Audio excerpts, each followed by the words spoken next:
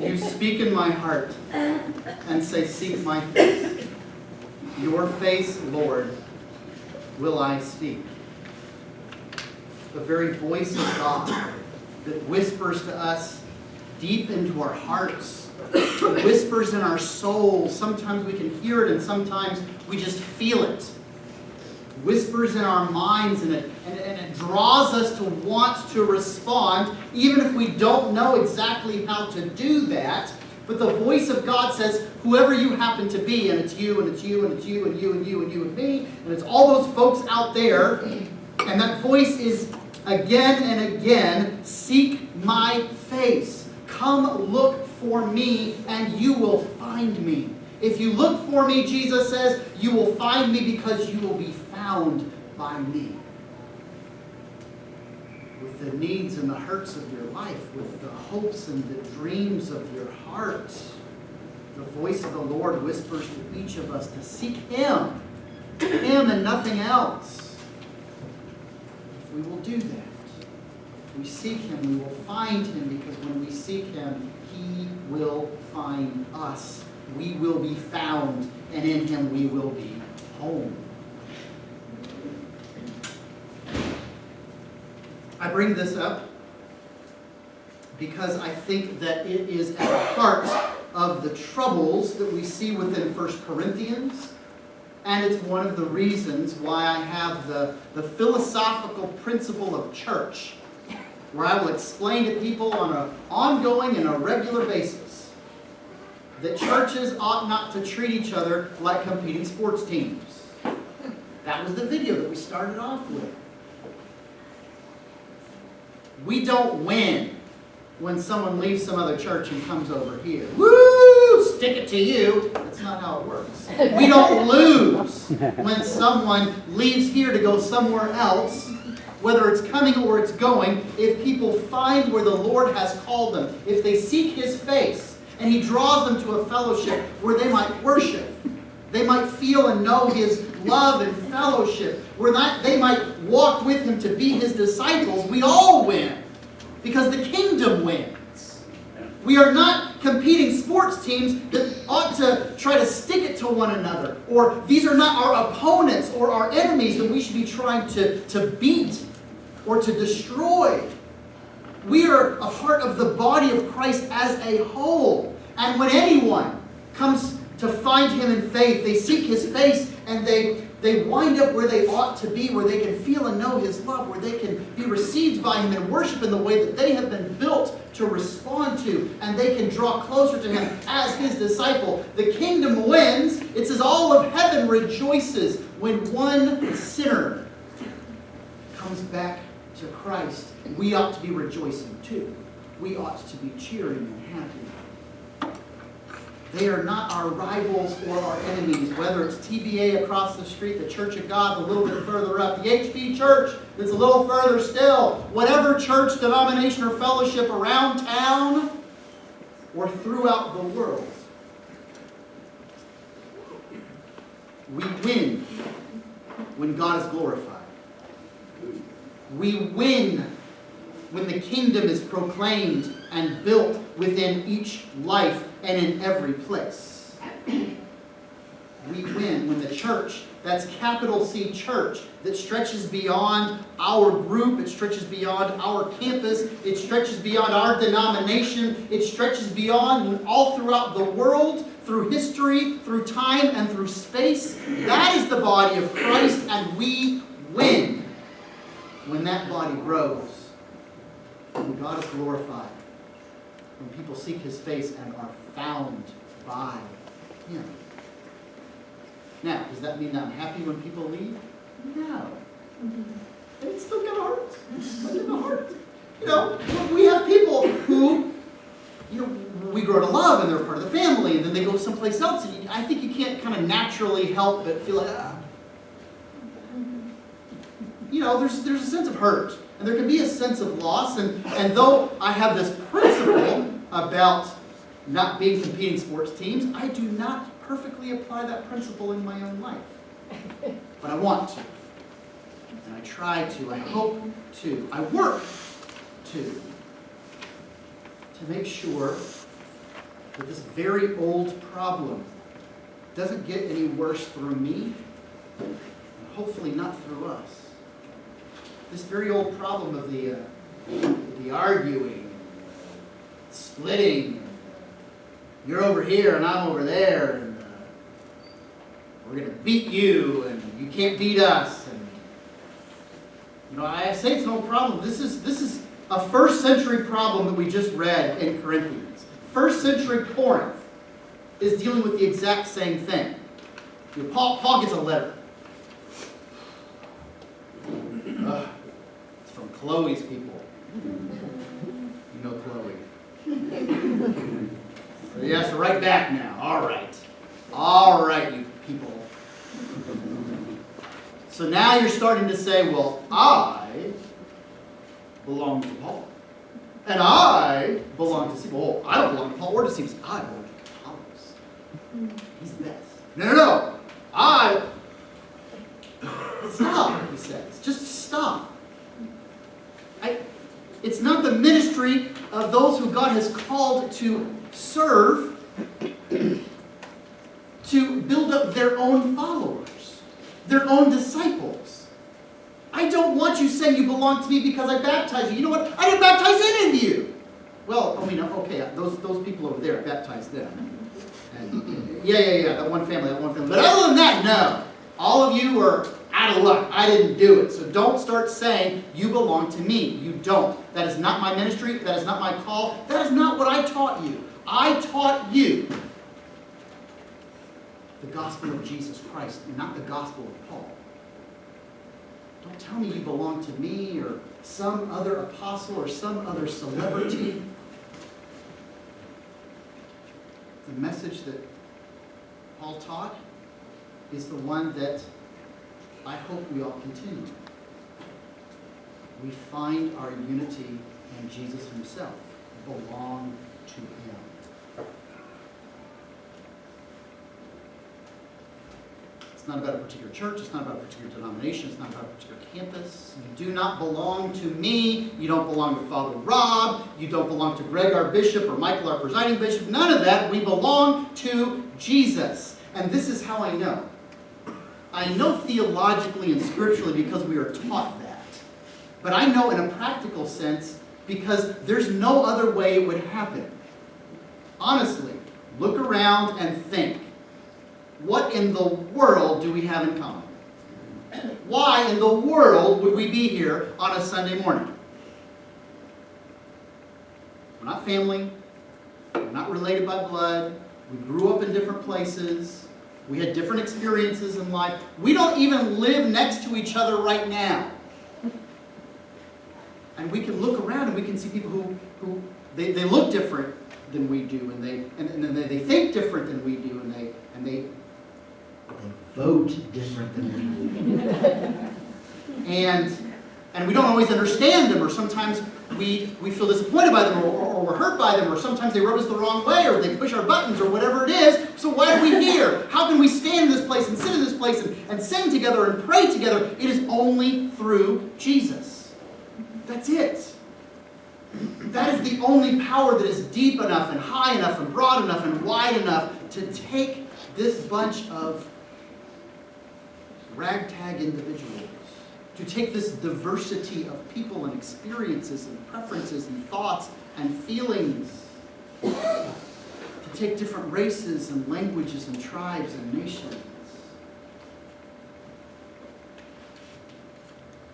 It is only Jesus who can bring us together. It's only Jesus who can bind us in his own body. It is only Jesus who would allow us to be united in something that is bigger and deeper and higher and broader than all the things about us that do or don't work with everyone else here. Now, that is the message of the cross. That in Christ, God was reconciling the world to himself. People from here and here and here and here, and people that look this way and that way, and think this way and that way, that act this way and that way, that all of them were being brought into the reach of his saving embrace. But for those who don't understand that message, it's foolish. It's dumb. It doesn't make any sense. And again, it sort of doesn't. If you don't see this, understand it, or believe it, why would we be here? We have no stake in one another that would necessitate us coming together, standing together, feeling like we have some sort of connection with each other, unless, and that's the unless. That's the message of the cross. But otherwise, it doesn't make any sense. Go home. Go hang out with people you like better. Go home and hang out with people who are more like you. Go home and hang out with the people who always make you happy and never frustrate or disappoint you. Go home and go back to bed. It's a lovely day to snuggle in some covers. You know, have second breakfast like a hobbit. Hang out and do whatever you feel like. Make yourself happy. That makes sense, right? That makes sense. Why live your life in a way that's connected to something that happened 2,000 years ago all the way across the world? What in the world does that have to do with you here and now?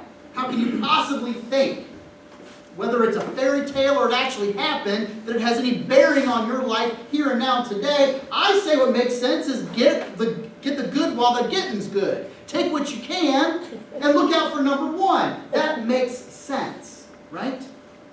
It makes sense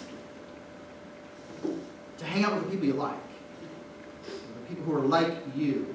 It makes sense to keep your money in your pockets or to spend it on stuff that's going to make you feel good. It makes sense to look out for number one, and if someone is in trouble or someone is in need, well, at least it's not you. Too bad for them, not my problem. It makes sense to say, well, no one's looking out for me, so why should I look out for them?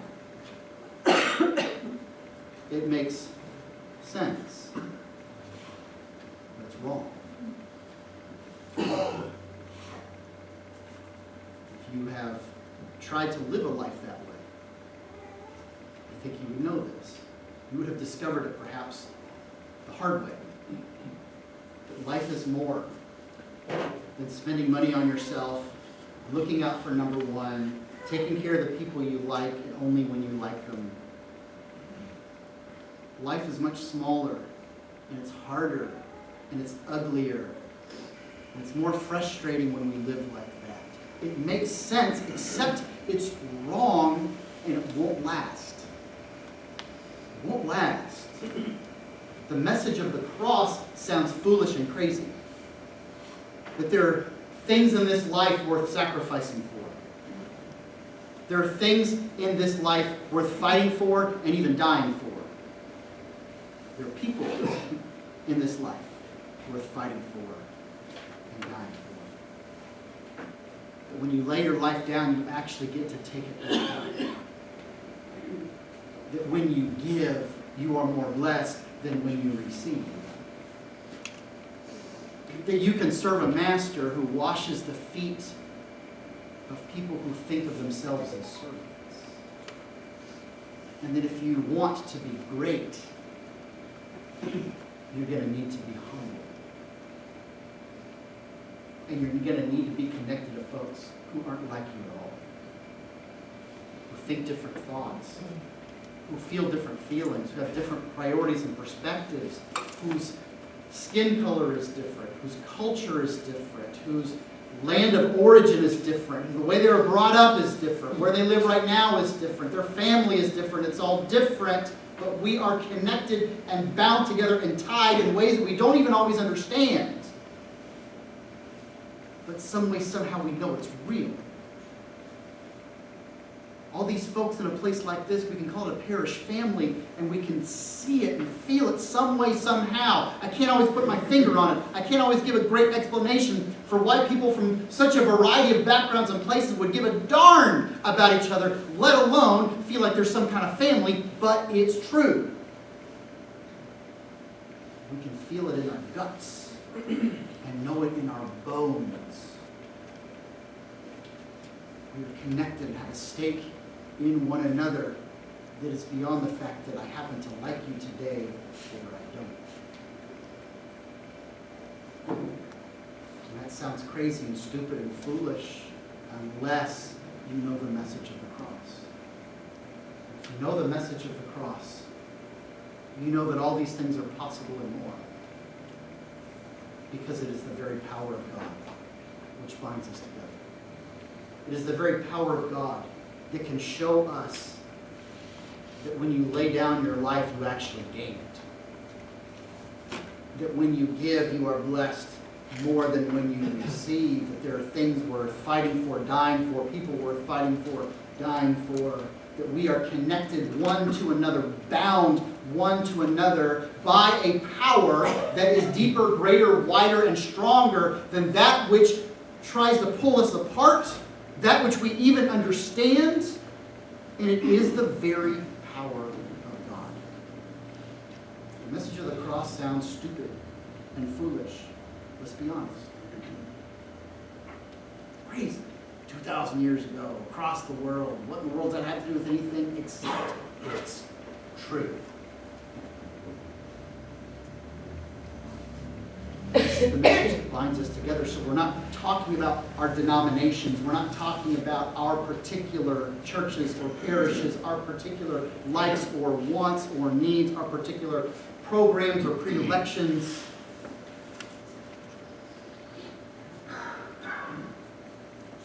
But that we hear the voice of God, each of us. We seek Him. And we seek Him, we find Him because we will be found by Him.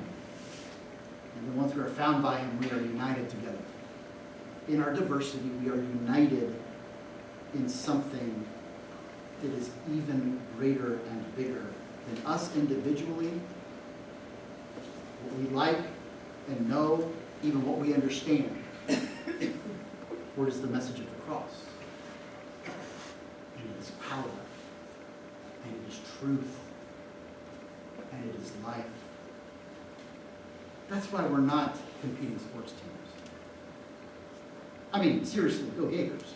We are not competing sports teams with other churches, other denominations, other fellowships. We are bound together in a body because Jesus has bound us together in His body. And what we share is so much more than what we don't. Don't belong to me. Don't belong to Rob. Don't belong to bishops or preachers or evangelists. Don't even belong to this church or that one or this denomination or that. Belong to Jesus.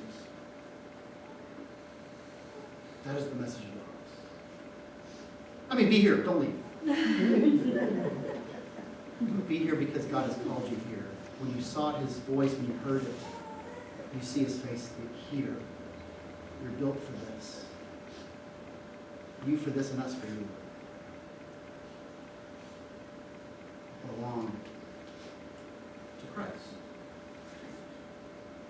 That is the message of the cross. That is the message that is true. It makes life worth living. And it is the very power of God.